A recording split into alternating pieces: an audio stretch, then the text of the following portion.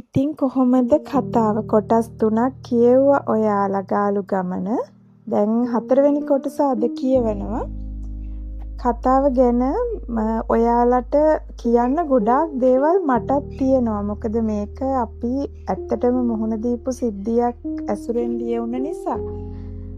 ඔයාලා දැන් කතාව කියවන්න 4 වෙනි කොටස.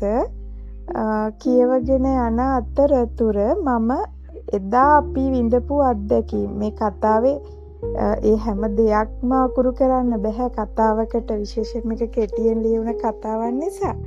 ඔයාලා කියවන අතරතුර අපි විඳ සමහර දේවල් මම ඔයාලත් එක්ක ෂෙයා කරගන්න කැමතියි. මුලින් අපි තරමක් දුරට කතාව කියවමු. ඊට පස්සේ මම මේ දේවල් ඔයාලට කියන්නම්. ඔයාලා කතාව බලන අතරතුර ඒ දේවලුත් අහලා ඊට පස්සේ ඔයාලගේ අදහසුත් කියවන්න මම හරි ආසාවෙන් බලාගෙන ඉන්නවා.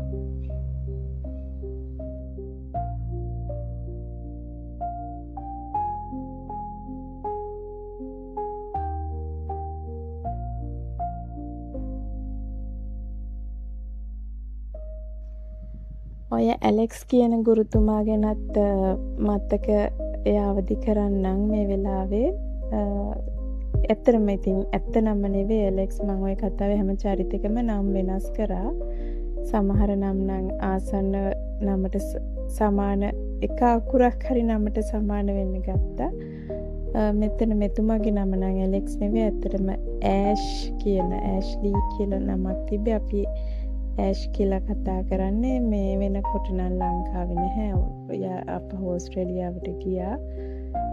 ඉතාම මේ ආදරණීය සහ මිත්‍රශීලී ගුරුවරයෙක් ජීවිතේ හම්බ වුණා. ඉතින් ඉදිරියටත් සමහර තැන්වල මේ කතාවේ ඉන්නවා. මේ ඇත්තටම එදා ඒ සිද්ධිය අපි දැනුම් දුන්නේ නැහැ. ඒගොල්ලෝ කාටවත් කිව්වේ නැහැ. කිව්වනම් ඕක ඔය විදිහට වෙන එකක් නැහැ කියලා දැන් ආපස්සට හිතද්දි පැහැදිලි වෙනවා. ගෙදර අයට කිව්වෙත් නැහැ. ඒක මේ කතාව ලිවීම හරහා නොදැන හිටිය සමහරු මේ සිදුවීම් දැනගත්තා. ඒව ගැන මම ඉදිරියට කියන්නම්. සමහරු අදටත් දන්නේ නැහැ. ඉතින් ওই ගුරුතුමා වුණත් එහෙම තමයි ඒවා. ඇත්තටම ගුරුවරු වුණාට අර ඒගොල්ලෝ විදේශිකයෝ හින්දා වෙන්නේ නැති හරි මිත්‍රශීලීව යාළුවෝ වගේ ආශ්‍රය කළේ. හැබැයි ඉතින් කිසි දෙයක් අපි කිව්වේ නැහැ. ඒක ඒ කාලේ ඉතින් ඒ හැටියට ඒක මෝඩකම වෙන්නත් පුළුවන්, පඬිතකම වෙන්නත් පුළුවන්, මොන හේතුවකට හරි කිසිම කෙනෙක්ට කිව්වේ නැහැ හුඟක් දේවල්. අපි 3 දෙනා විතරක් දරාගෙන හිටියා.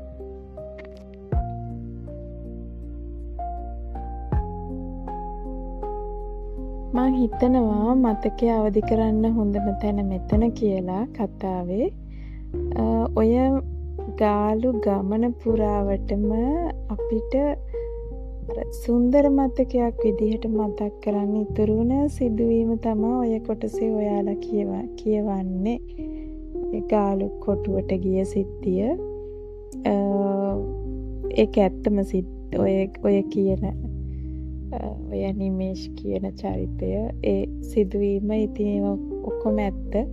මේ ඒක හරියට දැනෙන සිද්ධියක්. මොකද දැන් වගේ ගාල්ල කොළඹ හයිවේ තිබුණ කාලයක් නෙවෙයි ඔය සිද්ධිය වෙන්නේ.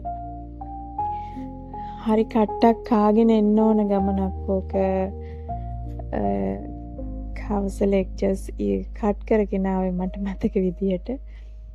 ඇවිල්ලා කෝච්චියේ මට මතක නෑ කෝච්චියේද බස් එකේද ආවේ කියලා. කොහොම කරත් පැය 3-4ක ගමනක් ඒ කාලේ කොළඹ ඉඳන් ගාල්ලට එන ගමන.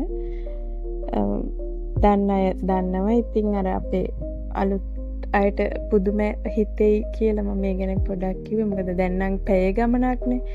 ඒ කාලේ එහෙම නෑ. ඉතින් එහෙම ආවා කියන එක ඒ වෙලාවේ මේ හරියට දැනුණ දෙයක්.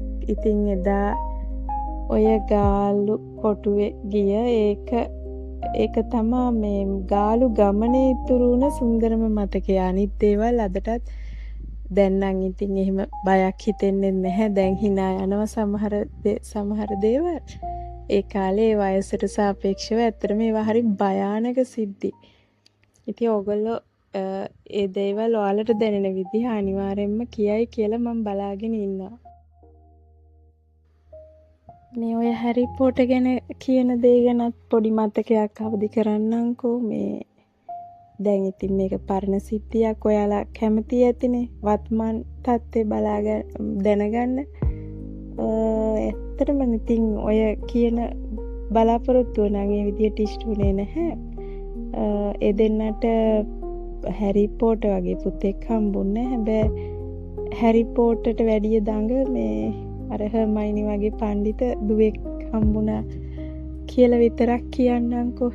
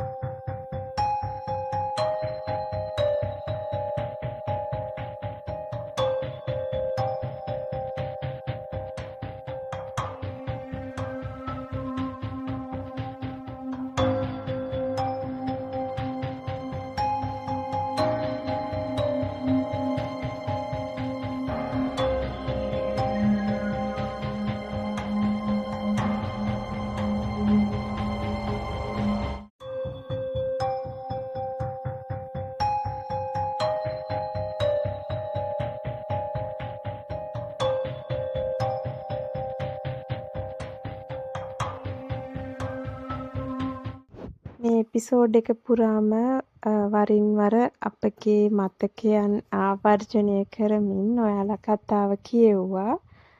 ඊළඟ කොටස ඉක්මනට අරන් එන්නම්. ඊළඟ කොටස ඉක්මනට ගේන්න හිතෙනවා ඔයාලා ගොඩාක් ලයික්ස් දුන්නොත්, ගොඩාක් කමෙන්ට්ස් දුන්නොත්.